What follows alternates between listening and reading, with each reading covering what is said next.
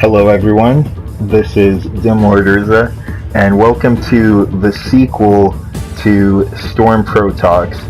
And with me I have Khronos and Playco Armboy, and I'll allow both of them to introduce themselves. Hey everyone, what's up? My name is Khronos. You might know me by my YouTube channel, where I used to post UNS4 tutorials, Khronos. But you also might know me by one of my alternate names. Depending on how far back you played into the Ultimate Ninja Storm series, and if you ever frequented an online community, I have different names there. So I'll tell you all the names that I go by and why I had to choose different names a little later into the video. Hello everyone, welcome to the sequel to Hero Tsukinomi's video. You know who I am, best in the game, and enjoy this video. Alright, cool.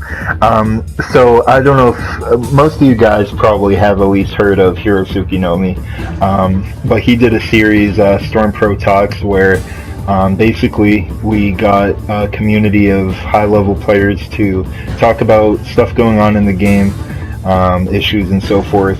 So we're kind of continuing that theme with this video, but specifically the issues we want to address are problems with the game and the community, and particularly things that are holding back how we see could potentially improve the game to being considered competitive.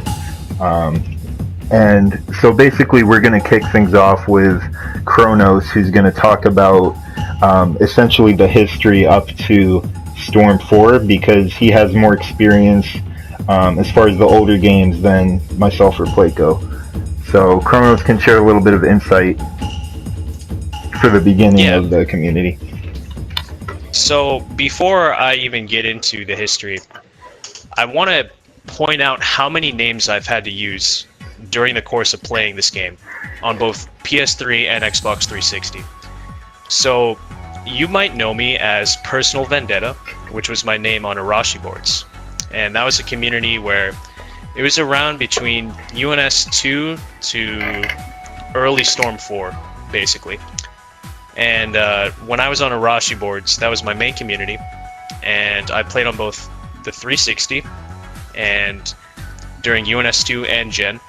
And my gamer tags there were X Afropop X and Scrub Crucifier.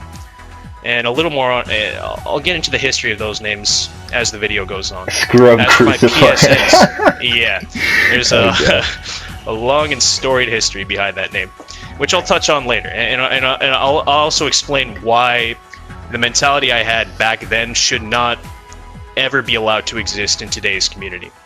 But onto my PSNs, I have a lot of them. And the reason why I have so many is because player reputation and interactions between players, especially top players, if you're not careful, your reputation could be destroyed instantly, and then no matter how good you are, your credibility as a player essentially becomes non-existent. And the reason why that's such an important topic to discuss later on is because of how the community has structured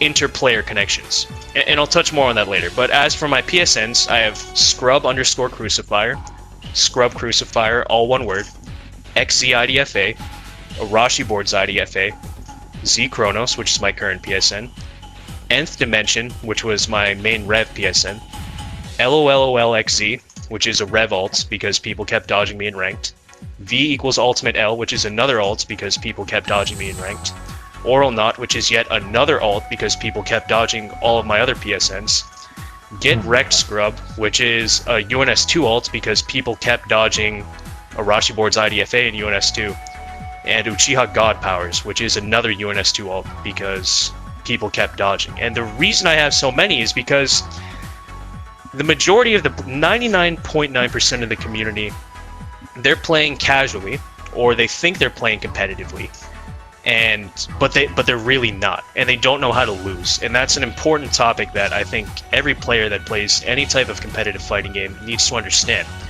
And I had to make so many alternate accounts because people would just, one, they'd see my record and they stop playing me, or two, we played once and then they would just refuse to play me again. So this type of behavior has been going on since the dawn of time, since UNS2, and that's 2011, and it continues to go on to this day, and here we are 7 years later. But you know, I'll talk more about that. But right now I want to get into the history of the community from UNS2 to early Storm 4, and more specifically the history of player versus player interactions. So what it's like to find a match, play someone, talk to them after the match. We can get a little bit into clans and what that was like.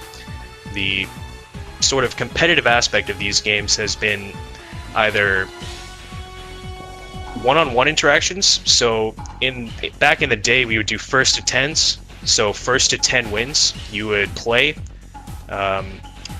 It would normally be double blind except for UNS2. So that means that no one would know who, both players wouldn't know what characters and supports they're choosing. And it would be a first to 10 wins, and throughout the set, people would go back to character select to try and counterpick the other player's counterpick.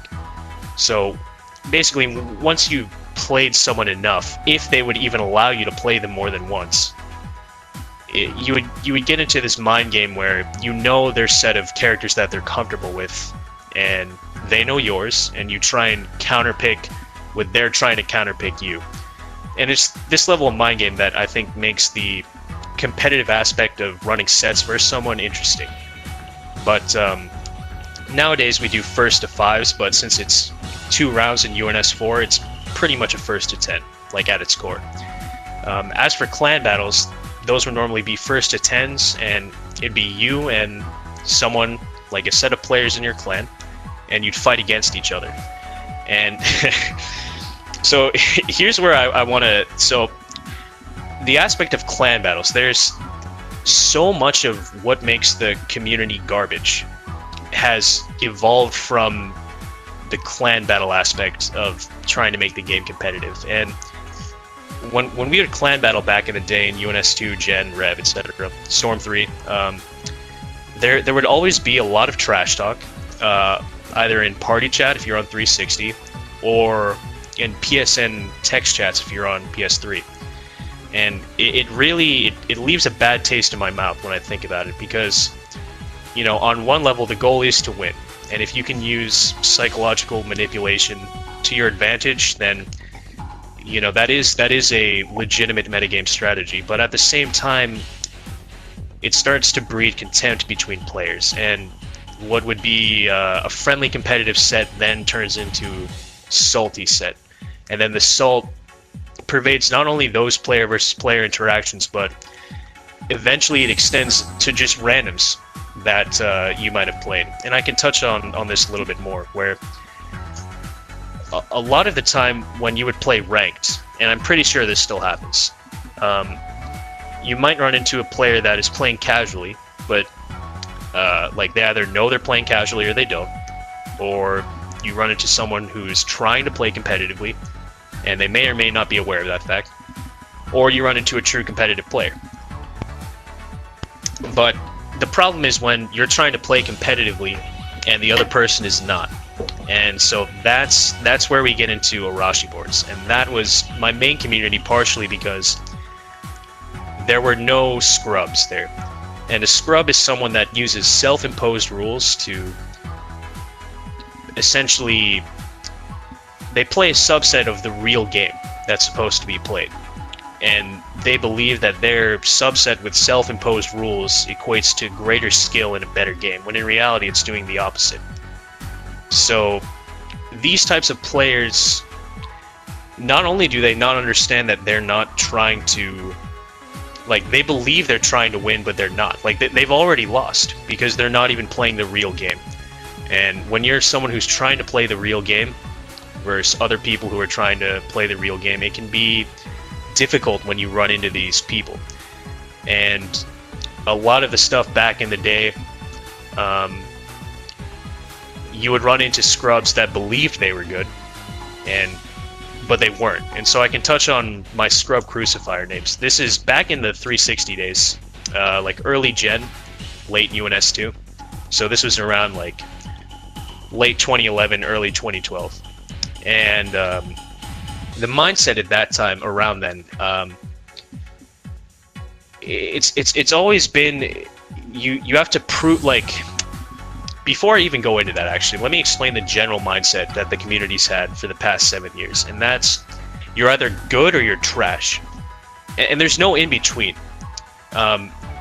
There's never been an in between, because the mindset that players have had is that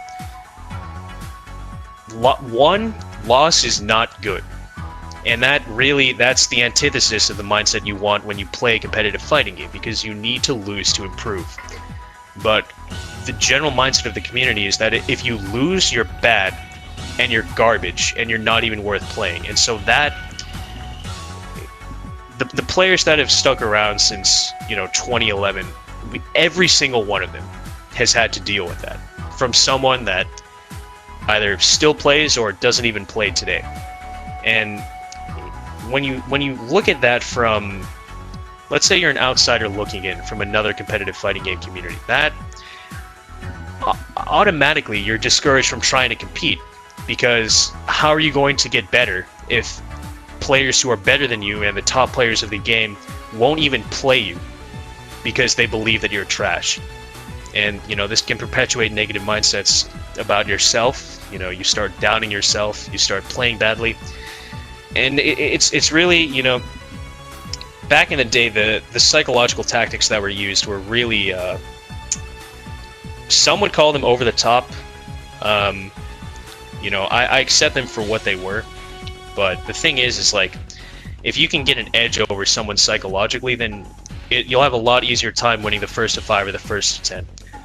And so the players trying to use, they try and get into their opponent's head to the point where they make them lose before the game is even started. And I have mixed feelings about this, because it pushes new players away, and it can really hurt someone's feelings if they're not in the mindset that it's like, all right, like when you play someone, there's them as a human, and then there's them as a player. And for a very long time, I had that dichotomy within me where the player that I was completely different from the human that I was in waking life. Anyway, these types of mentalities where players would degrade each other incessantly, that's persisted up until today, and it still happens. But how do I describe this? This type of behavior has led to other types of behavior to preserve the reputation that either self-perceived or universally perceived top players would have. And what I mean by this is that since the overall environment was so toxic, if you beat someone, and like let's say you sweep them like 5-0 or 10-0 or something, if you didn't start talking trash to that player, you would be perceived as weak by the other players. So it became a very vicious circle where if those essentially players would flaunt their losses, or flaunt their wins rather, and then they would talk insane amounts of trash to like the person that they won against, and also other players around them. So like this is regardless of whether or not you're a top player. And so what would happen is that if you lost, your reputation was so fragile that sometimes it would drive players to even lie about their wins and losses just to save face and not to be perceived in a negative light by the community. And like a good example of this is my old clan member in Rev, Sem. Like apparently, like he had this long time, or this essentially like this perceived reputation where if you didn't actually dig into his history, you might accept what he was saying as fact, and that was that he was the best player in UNS3. because he would solo clans when in reality he would lose. He would lie about his losses. You know, if someone beat him in a PM, which is a player match, then he would lie and say that he either won or didn't lose, or you know, they never played, or something along the lines of that. And you see how these types of mindsets start leaking into player matches, and that's another thing I want to touch on. So, like, what should normally be competitive mindsets, it started to pervade all facets of the community. And so even if you're in like if you're trying to just chill and have some fun in an endless or like a tournament mode or something like that, if you lose once, people would call you garbage, and then they might even kick you. But if you win, so the flip side of all of this is if you win, and let's say you try and be respectful, so you win and you say GG, they would either block you, not respond, kick you from the lobby, or they would send you hate mail. And that's another thing I would also like to talk about. The hate mail that I've gotten from being in this community, it numbers at least 3,000 to 5,000 messages of pure hatred. God. Like, That's at crazy. least. When I count every single one of my alts from like PS3 and Xbox, and this toxic mindset, it's if you lose, no one wants to be called garbage, so they start blaming either the game, so like characters or strategies used within the game. They blame something like the connection, which, you know, that could be a factor, or they blame the player that beat them. So they put the blame on everything except themselves, which is what you need to do when you're trying to improve in a fighting game. And so when you stack all of these factors on top of each other, how top players will do anything to preserve their reputation, and like up to and including lying about their losses, and you couple that with the overall toxic mindset of the community, where people will send you hate mail. You know, they'll block you. They'll dodge you. Like, you know, people like, part of the reason why I have so many alts is that people, like, if you beat someone and they don't send you hate mail, for example on ranked or in a PM or in an endless, if they don't send you hate mail, that's the outlier. Like, the majority of the community will send you hate mail. So, but when you encounter these types of players that are, by our community standards, moderates, what they might do is they might kick you from the session, or you know, they won't press OK when you enter their session.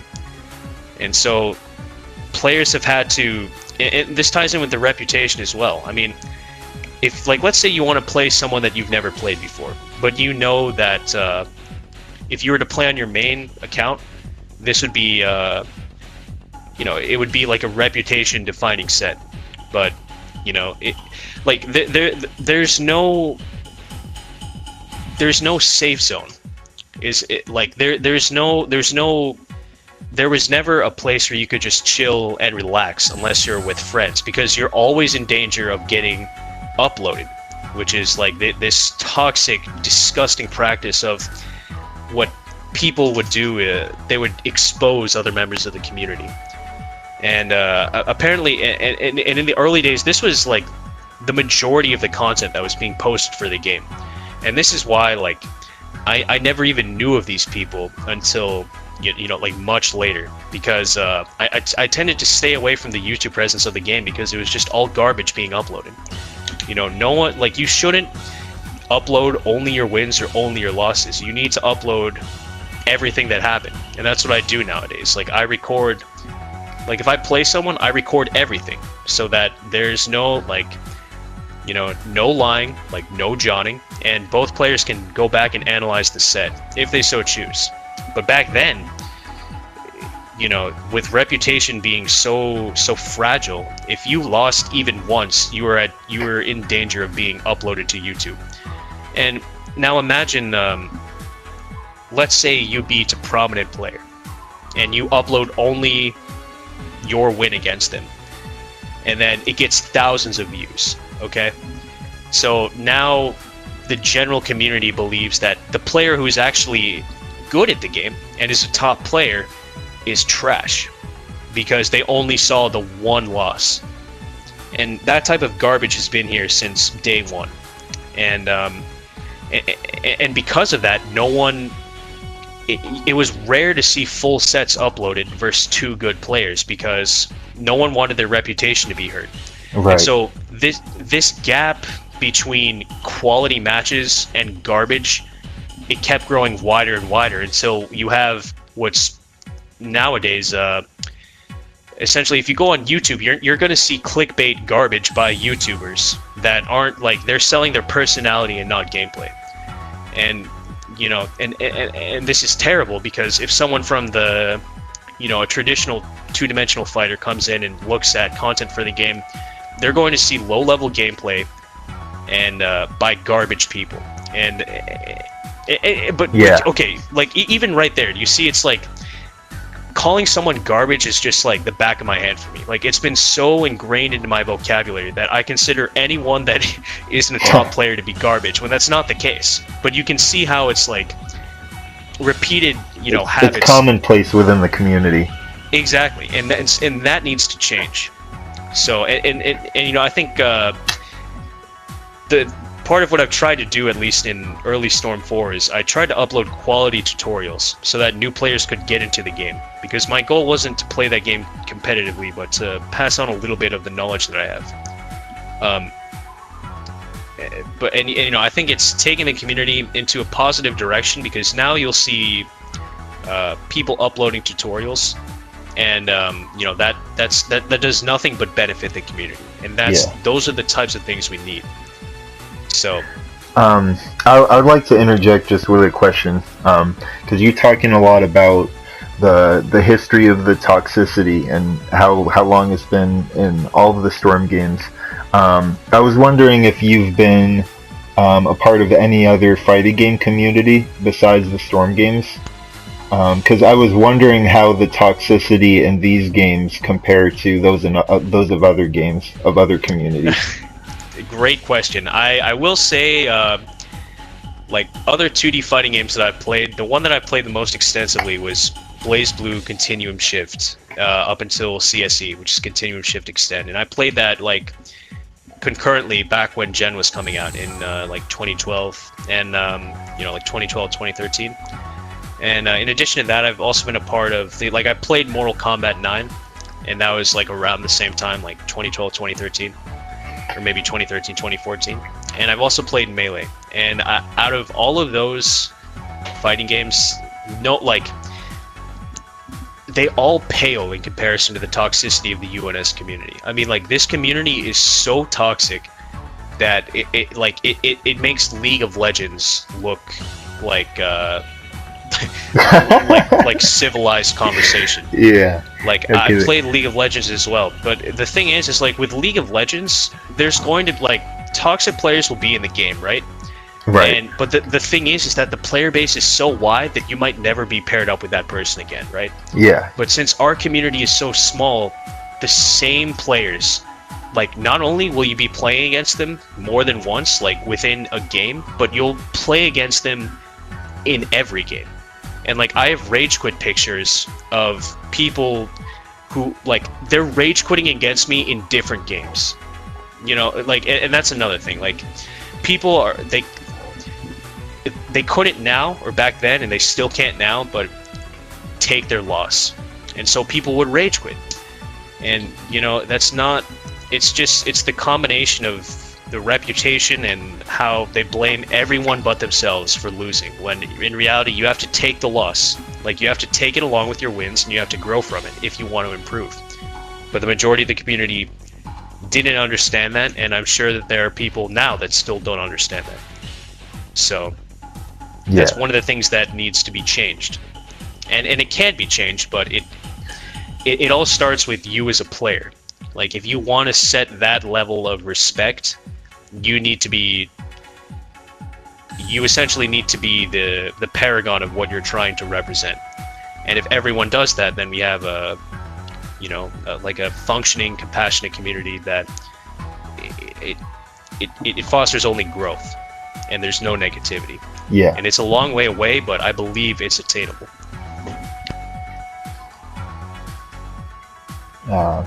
Did your mic cut out or something?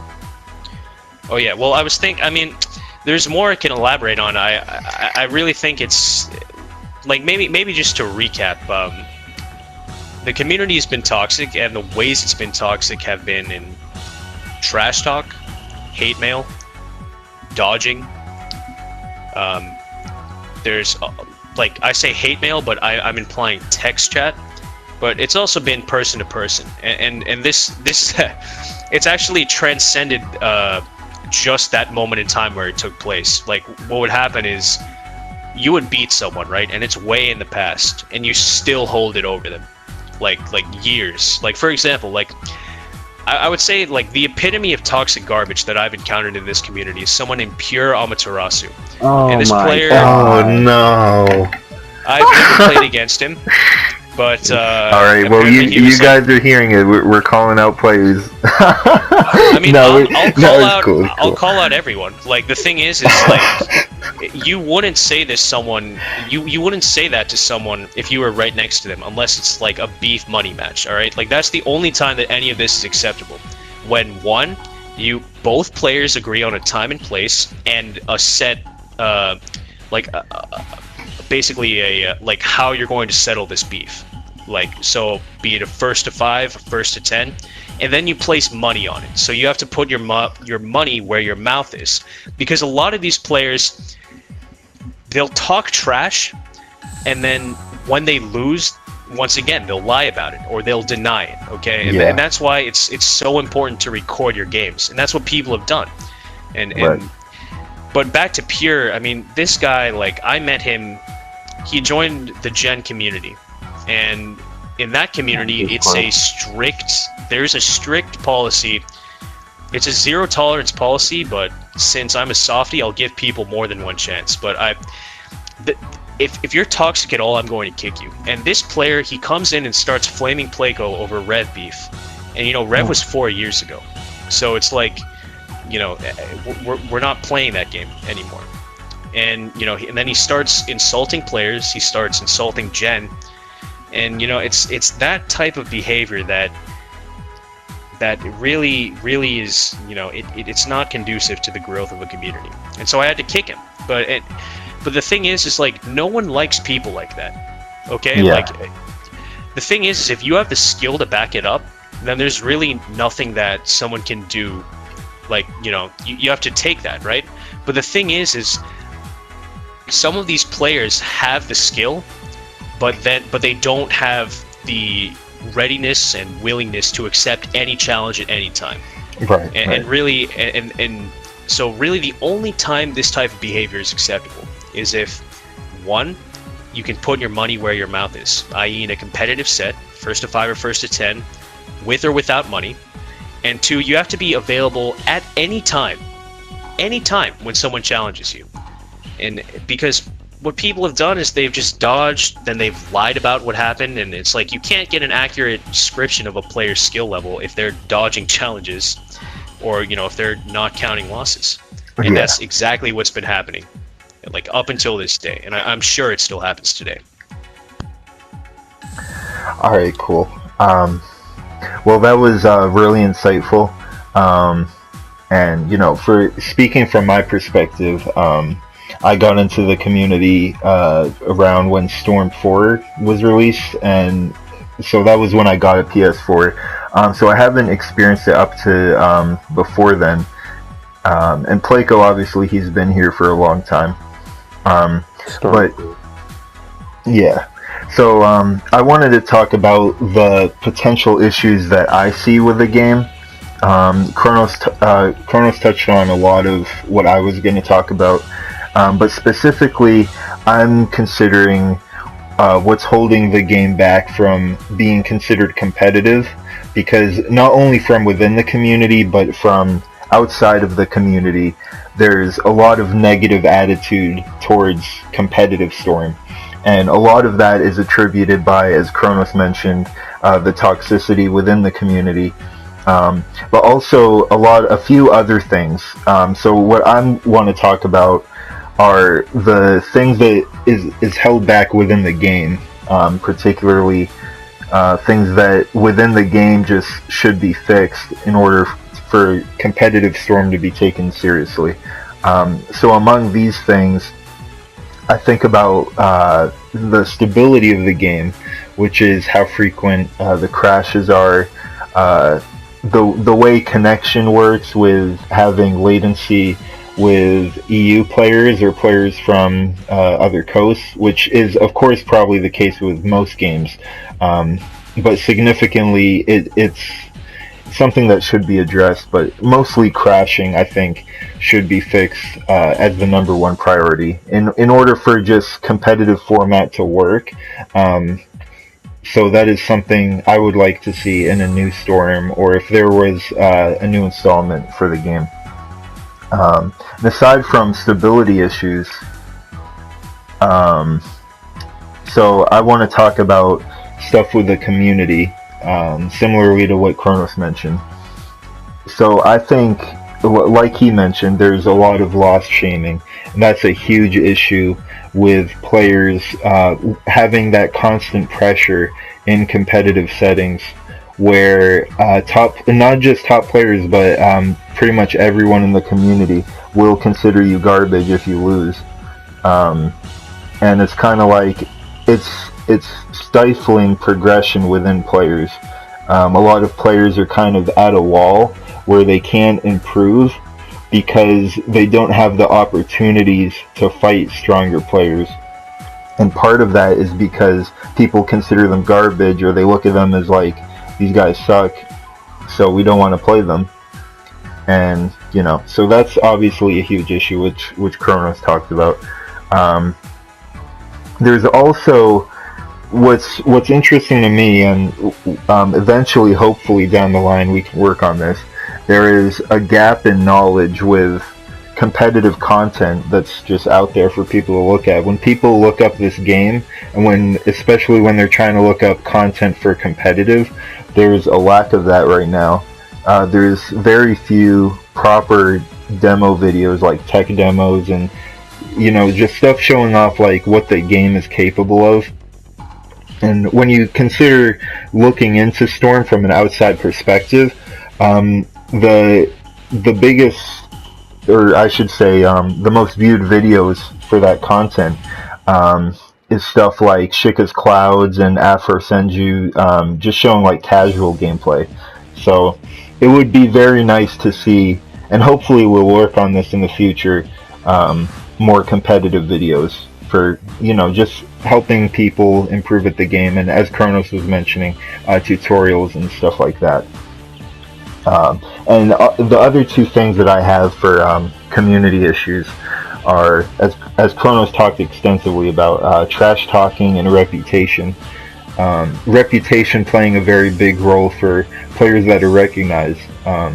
People like Dark Mask and Playco.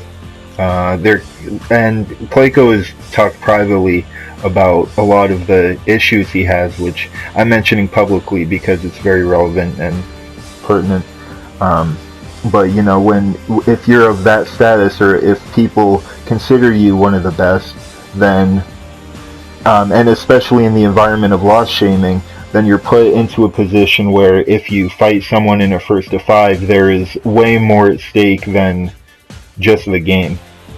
And that's what the community has molded into these sets, is that if you're a top player and you lose, then it's like everyone's going to say the other person is so much better, or you're garbage for losing.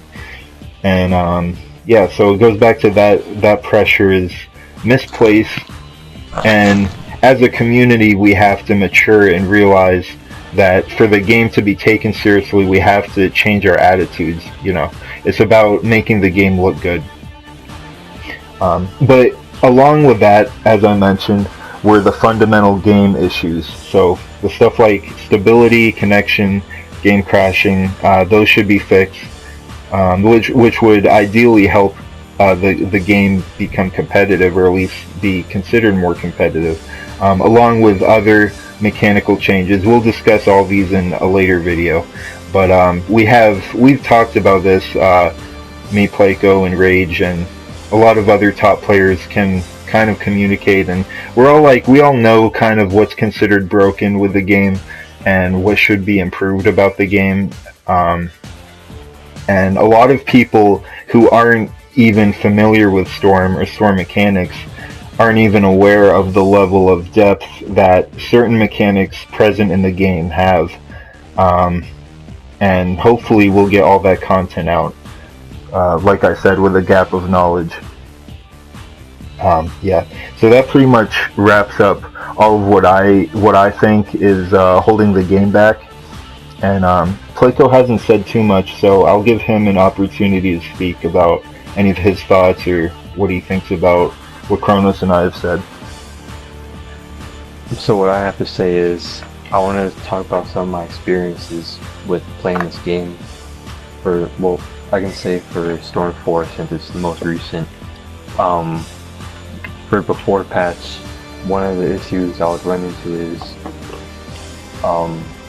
I'd get so much salt messages from these people that I always beat that would say I was using glitches, and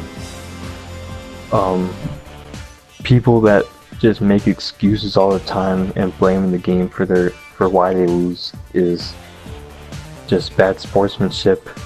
A lot of players I've met have had bad sportsmanship, but what's worse about that is when people, they play me and they lose, they expect to lose because I'm known. I am so known and so good at this game. But when I see them beat other players or lose to them, they start talking trash to them, that's a really big issue.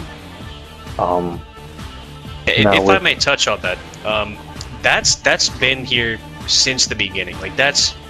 I really want to stress how ingrained into the community that is. Because people along with the reputation of loss shaming, people won't talk trash to people who are better than they are, but they'll do it immediately, without a moment's hesitation, to people that they beat. And it leaves a bad taste in my mouth. Now, another one of my experiences in Storm 4 is if I just lose one match, then that person that probably isn't even better than me, they're gonna be so proud of it, or they're gonna probably put me on YouTube or show it to their friends saying they beat me.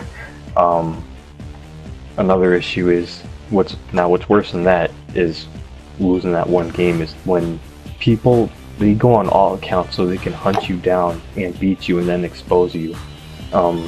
For Storm 4 before patch, I ran into that issue because all those fucking Arabs, I don't know if you know who I'm talking about, but there was dozens of Arabs that would just hunt me down every day, and they were call them out, because this is not acceptable behavior. I don't remember all of them. If you're watching this and you know that you did that, you know who you are, and you're part of the problem.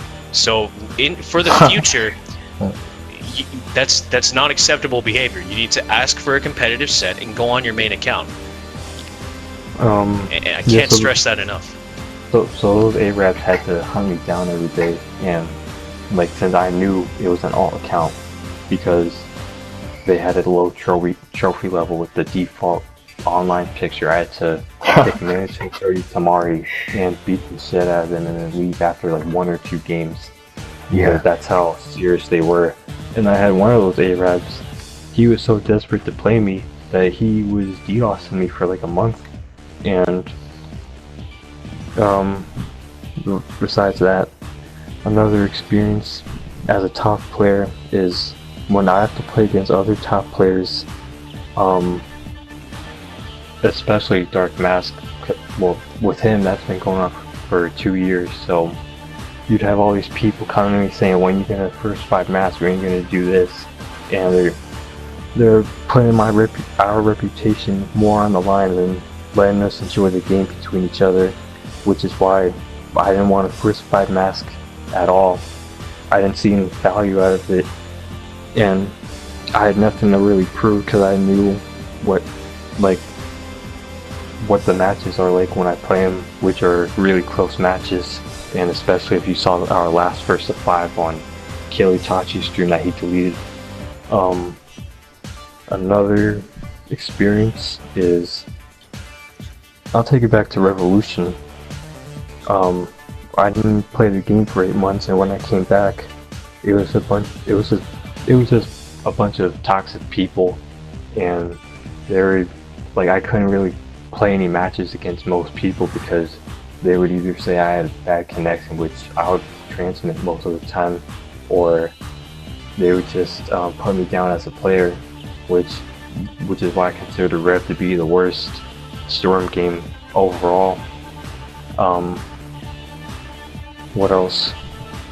Well, speaking of Rev, like if I can add something, it got to a point where this is basically after the only community online that was active during that time was GOML, or Get On My Level, which is the spiritual successor to Valor Gaming, which was that was when select players branched off from Arashi boards and created Valor Gaming. And during that era, like, it got to the point where I, like, in addition to all of the community's toxicity, the way that the ranked battle points, like, structure was implemented by CC2, it made it so that if you won, you gained a very small amount of BP, like 10. But if you lost, like 3k or something.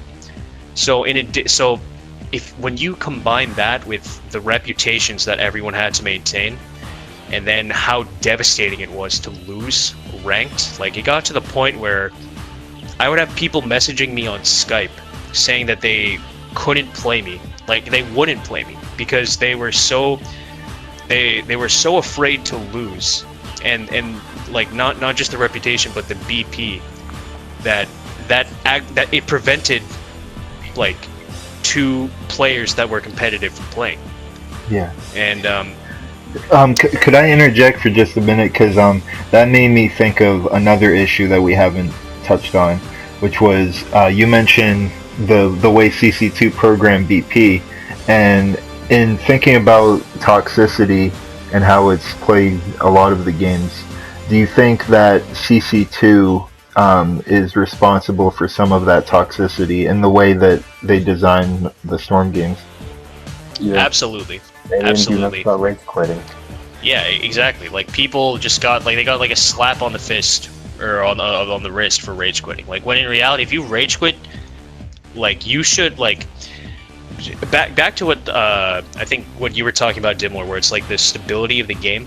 Yeah. And how it will, like, crash sometimes. Like, it's all the games have always crashed at one point or another. But the thing is like throughout all my experiences playing, you know, Storm 2, Gen, Storm 3, Rev, like, the one that's crashed the most is Storm 4. Yeah. And all the other ones have crashed, like, very infrequently, but they still have. But the thing is that CC2 will give you 3 free, like, freebies, right? So they're basically warning you that if you continue to rage quit, then like, after, like, more than 3 times, then it'll start being put on your record. But they didn't enforce this enough, because, like, the players that actually abided by the rules, right, their game would crash once in a blue moon, but it's fine, nothing goes on the record. But the people that continually rage quit, which is like 99% of the community, they wouldn't lose BP, and nothing would, like, there wouldn't be some sort of restriction like there is with, say, League of Legends, where you can't queue again. And this made it so that people, like, the leaderboards won. Like, the leaderboard should have been a representation of how well someone could do versus, you know, one opponent in a best of one, right?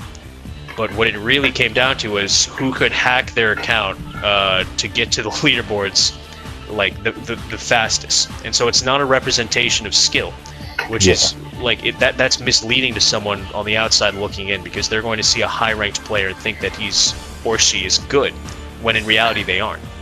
Right. To go off of that point, I think another huge issue with CC2, not to, like, talk about other games, but in relevance, a lot of games, their developers have pretty frequent updates, or relatively frequent, whereas with CC2, you know, we might get a patch every once in a blue moon. So it's kind of like, I feel if CC2 did more to maybe work more with the community, we could have seen better improvements in those ways. Yeah, I agree. I mean, I think, you know, they've patched so the games that, like, to put it into perspective, the games that have never received a patch are UNS1, UNS2, and Jet. But I think they patched Storm 3, I think once, maybe twice. And then they patched Rev once, and then I think they patched Storm 4 how many times? 7. 6? 7? Yeah. So their track record has improved with time, but it's not enough. And the thing is, they patch things that aren't even relevant. Yeah. Like to tie this all into the community and what it means to be a scrub, like CC2 would patch things that scrubs would complain about. So for example, like in Gen, Masked Man's jutsu is very powerful, but it's still beatable. But to the scrub who believes that it's unbeatable, and they don't even try and develop counter strategies, this prompted CC2 to they would cry to CC2 using some platform like Twitter, or like at one point CC2 had a like a survey where you could talk to them about the games. Yeah. And since CC2, like, you have to realize that since they're a business, they need to cater to the largest, you know, subset of their consumers, which are the casual players. But this hinders the competitive players because we know what actually is broken. Yes, absolutely. And CC2 like rarely ever fixes that. Rarely adheres, yes. Yeah.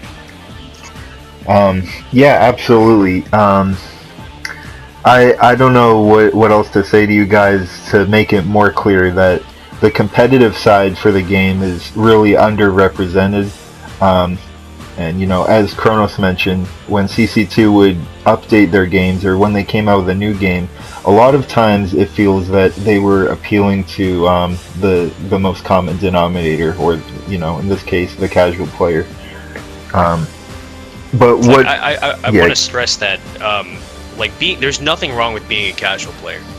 Yeah. But it's just like we're trying, like when you're playing competitively and something that's perfectly fine balanced wise gets nerfed, you know, it really destroys an aspect of the game that gave it you know, a unique flair. Right. And for anyone, whoever you might be, if you actually got this far into watching this video, and you're not a part of the Storm community, and you're like, what are these guys are a bunch of idiots trying to like make Storm look competitive. I want you to consider that the reason you might think that way, or the reason that competitive Storm has such a bad reputation, is for all the reasons we mentioned, and that there's just, like I said before, I can't stress enough, not enough representation for how deep the game actually is. Because there is a lot more to just the button layout. A lot of people get on the button layout like, oh, you just mash circle with your mash characters and hope you win. And exactly. It's like, yeah, that's the stigma to the game. Because people think that because there's one button to attack that it's devoid of any depth, when in reality they haven't even considered the possible Yomi layers that occur within each of the possible interactions between each of the possible characters. And the thing is you're not going to understand that unless you played the game for an extended period of time. And for example, like the classic call of the 2D fighting game players, that it's a one-button fighter, it's 3D, therefore there's no footsies, you know, there's all the combos take no skill. Like, really what defines a fighting game is the presence of Yomi. And what Yomi is it's essentially it's what options will counter another option. And so basically, if you have a move and let's call it M1, right? It's a move, and let's say it has a counter M2. Then there's a counter to that counter, M3, and then M1 counters M3. So there's like the layers are all cyclical and they all counter each other. And it's the psychological aspect of playing one of these games, like any fighting game, is that you're trying to read or react to what the other player is doing and choose the better option. And Storm has that. But the thing is when you look on YouTube and you see people like playing story against a computer, and CC2's AI is god awful. Like, it is terrible.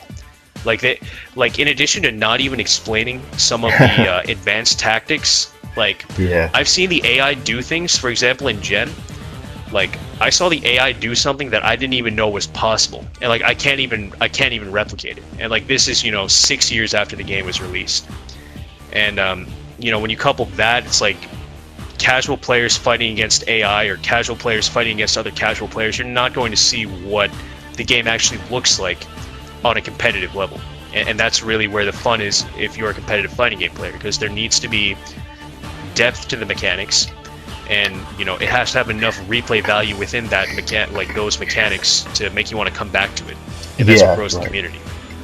I just thought of a new point we could touch on, because it's very relevant. When you talked about the history of the Storm games, there was also a history for Storm 4 where there was actually a time when the game first came out where there was a legitimate push by Bandai to make the game competitive. And Playco was there as well. They were doing tournaments, like sanctioned tournaments with money. Yeah, so how that works was Afro got in contact with Bandai and he convinced them to host these tournaments, and the result of that was Bandai didn't see good results, so they didn't continue all these tournaments. Right, so I was going to talk about that part of a lot of players that go ahead. Tournaments, they weren't really good at the game, and it made the game look bad to everyone, and they didn't get a lot of viewership. And another thing is they had like Sajam and or Sajam or whatever his name is, and Tasty Steve commentating. They're 2D fighting game players. Like they like you need actual players of the game to commentate instead of having two figureheads for the 2D fighting game community come in. Like that does nothing but like I understand what they were trying to do. Like they're trying to bolster its reputation within the 2D fighting game community, but that's not how you do it, because all they can make are general statements that anyone that has eyes can see, Right. And so as Playco mentioned, when Afro tried to like push these competitive tournaments by getting actual sanctioned money tournaments, and as he said, Bandai wasn't satisfied. It's a showcase of how casual the community really was, because I mean these are supposed to be great players going to a competitive tournament, right? But the showcase still wasn't impressive to CC2 or Bandai.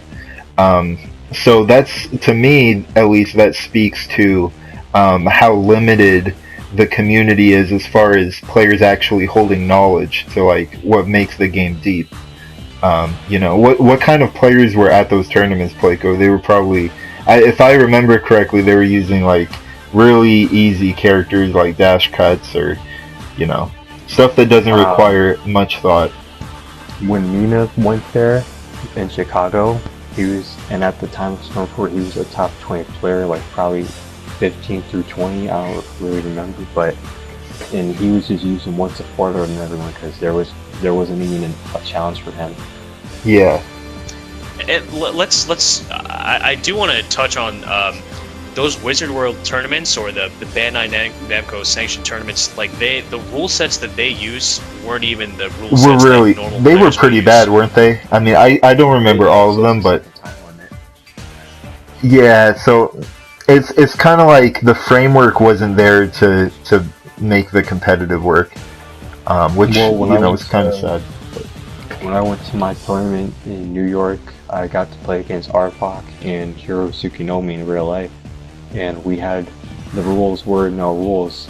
The host didn't want to really limit anyone, and that tournament, it was a great tournament because you had a lot of competition there. Yeah. It was probably the only time when Falco went to his tournament in Wizard World in 2016 in California. He just played against randoms, or like they weren't people that weren't even good at the game. And Falco got to talk to, I think, one of the people that were in charge of the tournament, and the guy was saying there was like no viewers watching, and or like Falco told him there was like no viewers watching, and the guy was surprised by that. Now another thing is for the Storm Championship thing in March of 2016, the problem with that was they hosted in Europe. We all know that the player base is biggest in America. Yeah. Another problem with that tournament was when it was being streamed at the time, it was like 4 in the morning, 5 in the morning in America, so not a lot of people could really watch it at the same time. Yeah, fun fact actually on that tournament, there was a huge cash prize, and the people that placed first and second, Kill Sonnet Haters, or like Sonnet as we know, and We Hero, like they were both in my Rev clan. So I find it so funny that it's like out of everyone that came to that tournament, because like how they were trying to get how you could participate in that tournament was you had to play like best of ones online versus everyone or something. Wow. It's like that. Well, let me bring up something else about tournaments. So in October 2017, we all know what happened with ESL when it first came out for Storm, and it was a really big thing. We had like 800 people signed up, and the problem with how those tournaments turned out as time went on was the rules they used, it wasn't consistent rules for bans, and there wasn't really good ways on how to judge game crashing from rage quitting, and there were people lying about winning against someone, and it really discouraged people from playing. Was ESL, did that sprout up in Rev? No. Because what was do you remember there was the one in Rev was Storm League, and that thing failed. Storm League, yeah. So let me talk Storm about League that. failed. So Storm League, that was at like the Rev had just come out, and I remember I was looking for competitive matches versus players, and I posted on there because it's supposedly a competitive site, right? They had like tournaments and stuff, and one, I want to comment on how inept the administrators of that site were.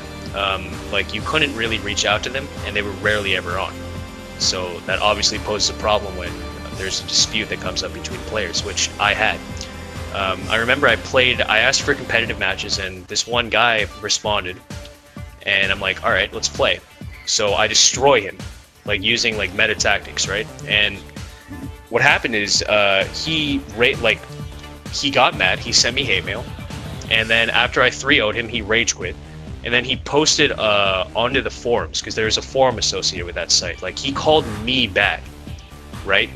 Like, when I 3-0'd him. And then he started saying how, like, I was a bad player, like, I was using cheap, quote-unquote tactics. And, I told him, I'm like, I explicitly said in the title, I was asking for competitive matches. And, how this story resolved is, fast forward to like 2017 or something, I was talking to my friend, and he told me that he went on the site, and not only were my posts removed, all of my posts were removed.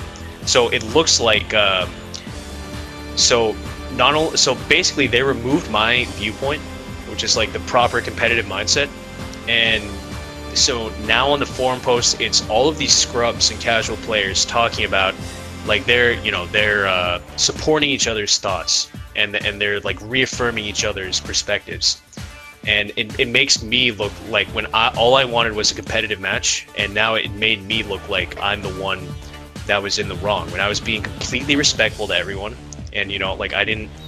Yeah. It's just so. Yeah. I want to bring up in Storm 3 when people would do clan battles or first attempts. If someone when you had all those rules like banning half the roster, if someone picked something and they picked something that was banned and they won, or they picked something you still didn't like and they won, the other player would just break the rules and start playing meta. They couldn't play seriously. They couldn't take their losses. I want to talk about the leaderboards for Storm 4. Now, in the first 2 weeks, I got up to top 15. Top 15 on the world leaderboards, but I couldn't really advance anymore. I was stuck at 28,000 VP because everyone that was above me, which was 14 people, they were all either rage quitting or boosting each other. So I couldn't exactly. With how the VP system was, I couldn't advance. And then the people under us, they were so far behind on rank that I could not, like, I didn't even want to waste my time getting the little BP, because it would just give my rank record more matches than needed. So that was a problem with rank. I'll say another problem was someone hacked a friend of mine's account so that he could use it to boost. So that guy's a fucking loser. Oh my god.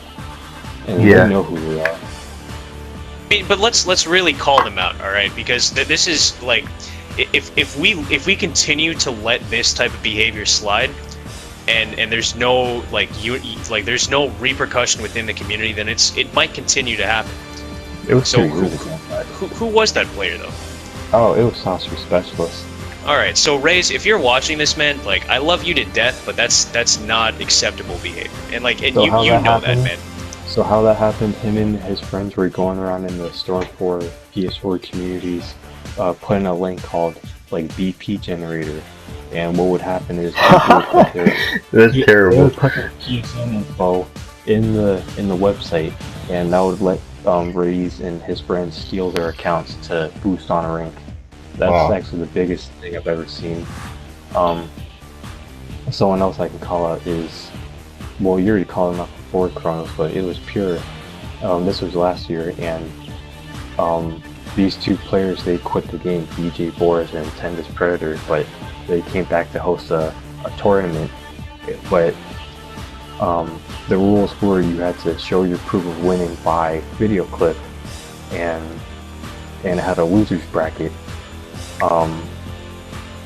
One of the players that joined that tournament was Goku Sage. He lost his first matches, and he was already talking shit in the chat and just saying he's done, even though there was like a losers bracket for him to come back in. Now with Pure, when I played him, I beat him, but at the time I didn't have space to save my clips, so I just sent screenshots in the group chat, and then Pure tried to lie about saying it was old matches and that I'm lying and all that, which is bullshit, because I had the date of the matches from that screenshot with the time and the time that I had the messages with him when we were setting up. So he's a, oh my god. It's unbelievable. Well, you all know how that guy is, but Right.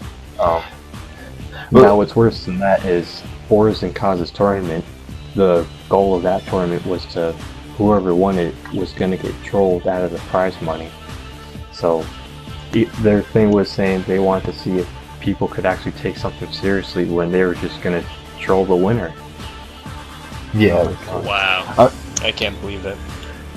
Alright guys, so we've been going on for a while. We're probably gonna cut it here, but want to give any last thoughts or anything you guys want to end with? Join the Storm 4 Discord. Yeah, seriously. Do I have anything else to say? Let me think.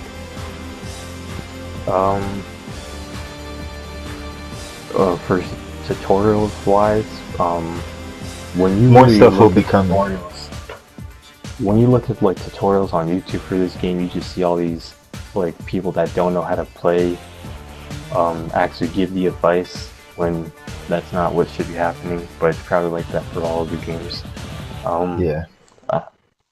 Can't think of anything right now. Alright.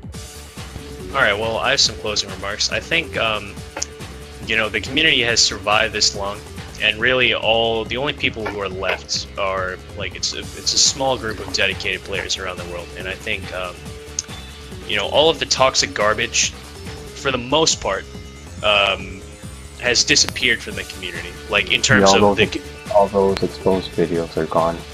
Yeah, so like that, you know, that's, I never thought that would ever go away. But it's good to see that, you know, the community's, it's taking that step forward. And if we continue to take these types of steps where, because if you're constantly interacting with someone, you know, like you get to know them more as a person, so you humanize them instead of just, you know, they're like a name behind a screen, right? So you might think twice before you say something. And so yeah, it's like if you join the Discord, you get to talk to everyone. And then, you know, like beef is inevitably going to arise, but it's like we can handle that in a civil way. and it doesn't have to be like how it was in the past. Yeah. Oh wait, another thing I want to say is like players that put down other players for playing a game of their choice. So like if I'm playing Storm 4, then you're gonna get all these Storm 3 players saying that I'm only relevant because I'm good at this. I was only relevant at this game and not the past ones because I was quote unquote bad, or that I don't have any or I have no right to say anything because I play this game and not that game that that people like praise so much out of whatever they feel. That's another issue. Yeah. Yeah, so you need to, it's like, I think everyone knows this by now, but if not, like, I hate Storm 4, but the thing is, I'm not going to degrade someone because like, you play what you like, and like, you can't change what you like. That's the thing.